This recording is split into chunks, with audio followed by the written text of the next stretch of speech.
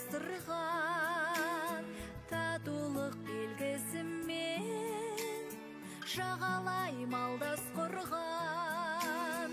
Ей менің асқар. Бүгін 21 наурыз қазақтың ұлттық тағамдар күні.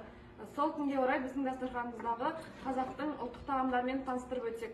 Тағамдар үш түрге бөлінеді: сүт, ет және нан өнімдері. Нан өнімдеріне бауырсақ, шелпек, ши бауырсақ, бәліштер жатады. Сүт өнімдеріне шұбат, қымыз, құрт, қаймақ, ірімшік жатады. Ет өнімдеріне ет, қазы, қапта, жал жая, шұжық жатады.